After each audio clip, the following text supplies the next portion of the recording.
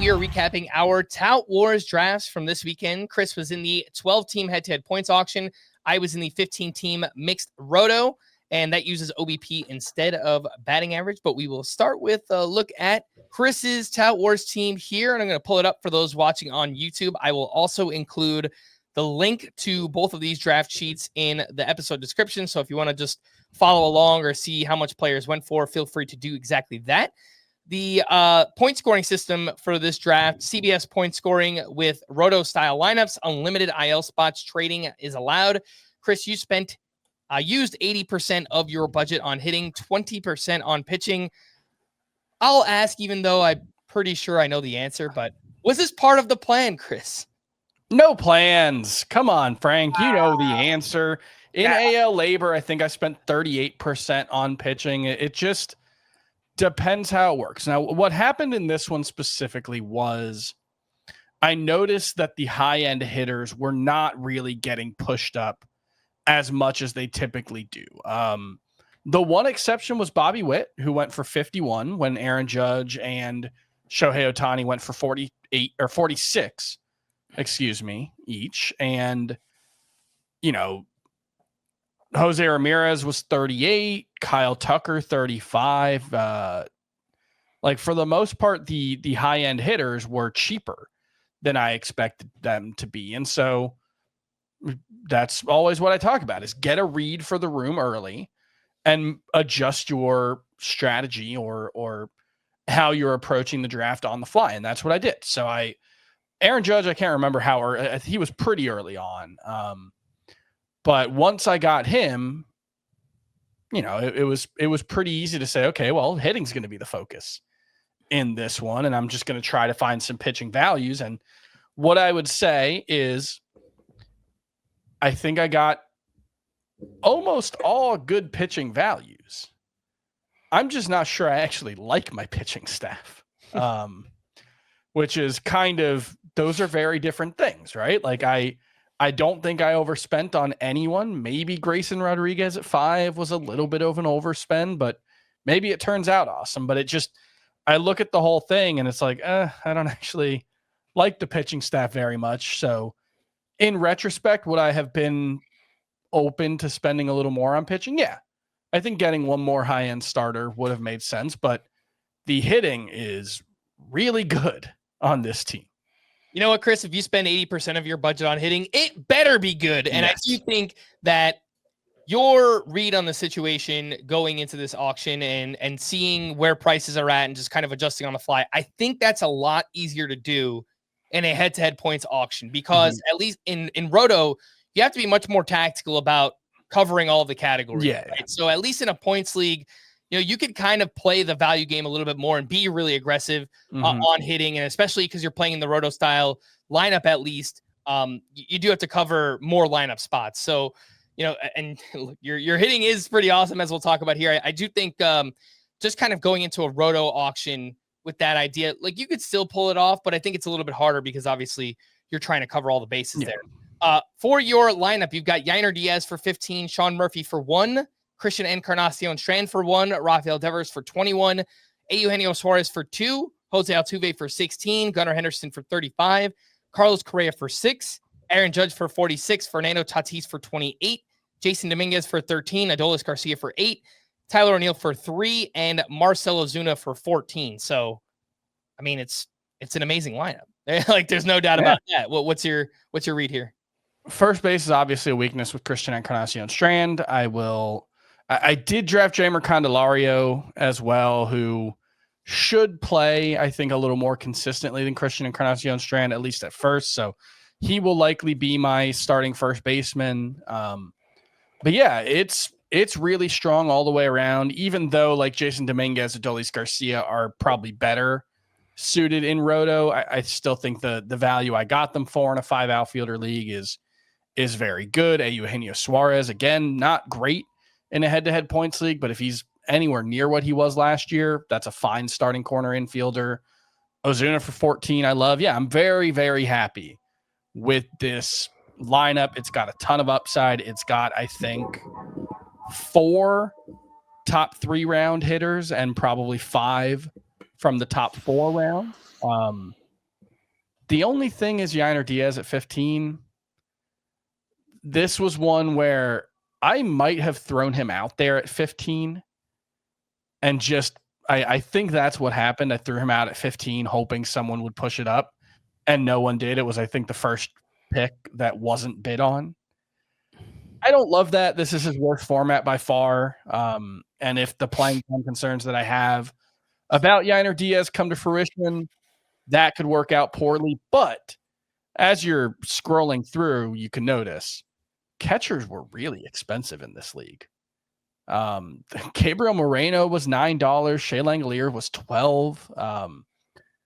I'd rather have had JT Realmuto at $9 than Yainer Diaz, but yeah, there were not very many catcher discounts here. So in that context, Yainer Diaz more acceptable, but I'm still not thrilled about it. In hindsight, go ahead, Scott. How does the scoring actually work? Because it's not CBS scoring, right? Yeah, it's CBS scoring, but with Roto lineups. Oh, okay. Okay. Yeah. I thought they changed the head-to-head point scoring every year. Well, it's based on whoever wins the previous year. They can choose to change the scoring if they want, but I think they've just played CBS for so long that the kind of last year's winner went to a different league, so I think it also just stayed the same. No. Sky Dombrowski. Oh, that's right. Yeah, he just didn't want to change the rules, I guess. Yeah. And Yeah, this is 12 teams, right? Yep. Okay. Chris, in hindsight, I think the price that you got guys like Tatis and Gunnar Henderson were totally fine, but maybe getting a $10 to $15 player in one of those spots and using that money for another starting pitcher, is that something that you look at now in hindsight and feel you might have been better off doing something like that, or you still like the way it turned out? Yeah, I think in theory that would have been okay, but then when you look at the prices, like, would I really feel better about this with, I don't know, Shota Imanaga as one of my starting pitchers, and I don't know, Randy Arozarena, who was a $10 outfielder instead of Fernando Tatis? I don't think so. So, like, I probably, if I was going to do that, I would have had to go into like the $20+ range at pitcher and get a legitimate ace. And I don't know if that would have been a better way to do it. So I'm fine with the way it worked out. All right, the pitching staff for you, you've got Zach Gallen for 12, Tyler Glasnow for 12, Jack Flaherty for 7, Jesus Luzardo for 3, Ryan Pepio for 2, Shane Baz for 3, Grayson Rodriguez for 5, Robert Suarez for 3, and Bowden Francis for 2. So you do get one of the top sparks there in your lineup. Yeah, it feels a little bit light, obviously, when you only use 20% of your budget. You need, Gallen to have a bounce back season, Glasnow to stay healthy. Glasnow's not going to stay healthy. I'm not counting on that. Enough, I need him to be. I need Tyler Glasnow to be a must-start ace when he's on the mound, and I think he will be. He went 6+ innings very frequently last year. He's not going to stay healthy, though. To be clear, I'm not expecting that or hoping for it. Yeah, well, because we have unlimited IL spots in this league. Is that why you were more willing to take on risk with the Glasnow? Yeah, I mean, it was mostly just that the price was so reasonable for him that I really didn't see much downside in it. Some of the other pitchers who were drafted in the $12 range were like closers like Ryan Helsley, Yoshinobu Yamamoto, Bailey Ober, Sandy Alcantara. Like, maybe it's a little better if I have Ober instead of Glasnow, just because he's a better bet to stay healthy the whole season. But I think Glasnow's a bigger difference maker when he's on the mound. And generally speaking, that's what I'm looking for in a points league. So I would prefer having a stronger one. But given the way the prices worked out, I think it was probably about as good as I could have done. Well, knowing now that it's a points league, that it's CBS scoring, I think that's the way to approach hitting versus pitching in CBS scoring points leagues, is you want to be more discerning about the hitters you get and less discerning about the pitchers you get. Mm-hmm. Because it's sort of the opposite from Roto. You want to, in Roto, I want to be more discerning about the pitchers I get. I want to have a really maintain my whip and not have a pick or two in there that's just going to blow it up. And the hitting side, yeah, you got to balance the 5 hitting categories in Roto, but there aren't as many ways that a hitter's going to just get sunk in a points league, So in a points league, I want to focus on hitters that, Carlos Correa is a good example, who really stand out in the format. You got him for $6. Obviously, some injury risk there, but if he does if he does what he did last year on a per game basis, it was as good as it was about as good as Trey Turner, I believe, is the comparison I keep using. Mm-hmm. But then with pitchers, you're not balancing categories. You're just looking for volume, and bad starts aren't going to ruin you as much as long as you're getting enough starts and as long as they're going deep enough into games. So I think the way you approach those two aspects of your team was right for the format. And the reserves are fun too. You got Jack Leiter, Cam Smith, Evan Carter, Shane Smith from the White Sox, Jeimer Candelario, and Danny Jansen, who you need to cover Sean Murphy for the first couple of weeks of the season. So do like the reserves there as well. Anything else, Chris, that stood out just within the auction, things that you noticed? Was there maybe a player that you were battling for that you didn't wind up with, or a player that you just thought went for way too cheap? Anything like that kind of stood out top of mind? A couple of things that stood out were Garrett Crochet was $27 or $26, and who was the other guy? Wyatt Langford for $26. Those felt very aggressive to me. I get it. I think those players are good, but I think they were probably a little too much. But overall, I don't know. I don't know if there were any standout. There were, I think, just some instances of CJ Abrams went for 19.